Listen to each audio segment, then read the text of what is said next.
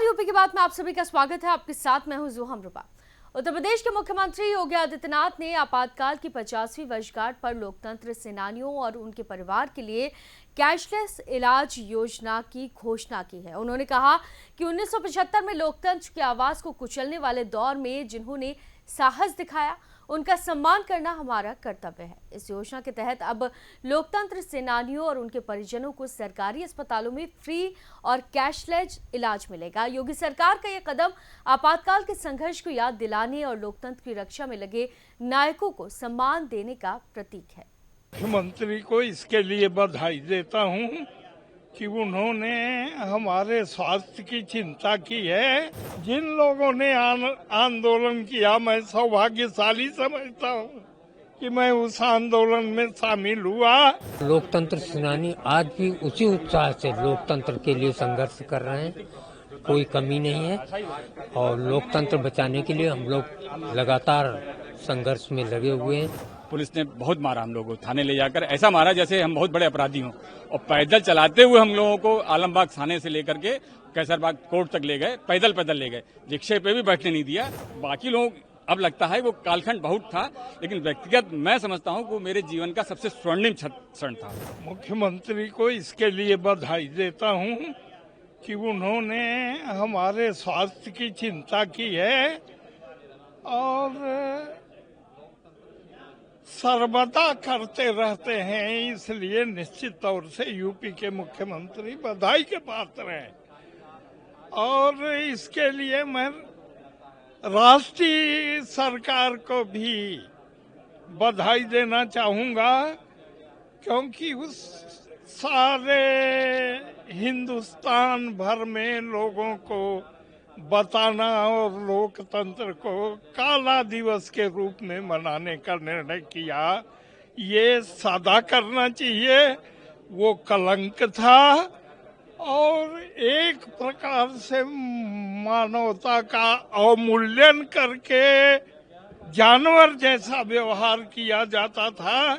उसके विरुद्ध जिन लोगों ने आंदोलन किया, मैं सौभाग्यशाली समझता हूँ कि मैं उस आंदोलन में शामिल हुआ और इस कार्यक्रम के सफल आयोजन के लिए उत्तर प्रदेश की भारतीय जनता पार्टी को बधाई देना चाहते हैं। ये बहुत ही अच्छी घोषणा की है उन्होंने, क्योंकि अधिकतर लोग 50 साल इमरजेंसी के बीत चुके हैं। तो आप समझ लीजिए कि ज्यादातर लोग 65-70 इससे ऊपर ही है।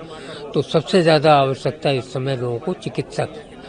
तो अगर कैशलेस चिकित्सा और अच्छे हॉस्पिटल्स में मिल जाती है तो ये बहुत ही अच्छी बात होगी और हम लोगों के लिए। और लोकतंत्र सेनानी आज भी उसी उत्साह से लोकतंत्र के लिए संघर्ष कर रहे हैं, कोई कमी नहीं है। और लोकतंत्र बचाने के लिए हम लोग लगातार संघर्ष में लगे हुए हैं। और जिस समय मुझे अरेस्ट किया गया उस समय मैं PhD कर रहा था लखनऊ विश्वविद्यालय में। 74 ईयर एज हो गई हमारी। तो इसलिए हम लोगों के लिए बहुत जरूरी था कि स्वास्थ्य के लिए अगर सरकार कुछ करे तो बहुत ही अच्छा। मैं उस समय हाई स्कूल का परीक्षार्थी था। तो जब देश में ये हो गया था कि लोकतंत्र राजनीतिक दल कोई बोलने वाला नहीं बचा था, सब बड़े बड़े नेता जेल चले गए थे, तो संघ ने ये घोषणा करी कि हम लोग सत्याग्रह करेंगे। तो उससे पहले हम लोग अंडरग्राउंड वर्किंग कर रहे थे। तो फिर सत्याग्रह मैंने मंगलवार आलमबाग में हम 3 लोगों ने सत्याग्रह किया। पुलिस ने बहुत मारा हम लोगों को, थाने ले जाकर ऐसा मारा जैसे हम बहुत बड़े अपराधी हों, और पैदल चलाते हुए हम लोगों को आलमबाग थाने से लेकर के कैसरबाग कोर्ट तक ले गए, पैदल ले गए, रिक्शे पे भी बैठने नहीं दिया। और जबकि पैर में उन्होंने मेरे चोट लगी थी, लाठियों से उन्होंने मारा था, लेकिन लगाते हम लोग ले गए। रास्ते में हम लोग नारे लगाते गए कि भारत माता की जय, लोकनायक जयप्रकाश जिंदाबाद।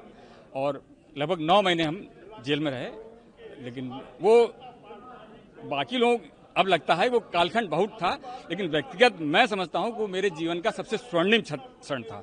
क्योंकि जेल में उस समय मुझे ऐसे महानुभावों के साथ रहना मिला, उनके जीवन के बारे में। क्योंकि आप किसी भी बड़े व्यक्ति को 2 घंटे में नहीं जान सकते, वहाँ 24 घंटे हम उनके साथ रहते थे। तब लगा कि संघ के लोग और जो उनका व्यक्तिगत जीवन कितना अच्छा है, ये वहाँ लगा। मुझे वहाँ लोगों ने पढ़ाया। हाई स्कूल में बाहर हो सकता है शायद मैं पास ना हो पाता, लेकिन वहाँ मैं हाई स्कूल मैंने 2वीं श्रेणी में प्रथम उत्तीर्ण किया और 9 महीने जेल में रहने के बाद मैं बाहर आया। एक और सवाल है, आज यहाँ पे जो घोषणा हुई है कैशलेस इलाज की आपको आपके परिवार के लिए, उससे किस अधिकांश लोग तो बहुत वयोवृद्ध हो गए हैं, 70 से ऊपर हैं, लेकिन ये फिर भी उनकी घोषणा है, उसका हम लोग स्वागत करते हैं। अगर मिलता है तो अच्छा है। तो फिलहाल के लिए इस खबर में सिर्फ इतना ही। बाकी तमाम खबरों के लिए आप देखते रहिए यूपी की बात।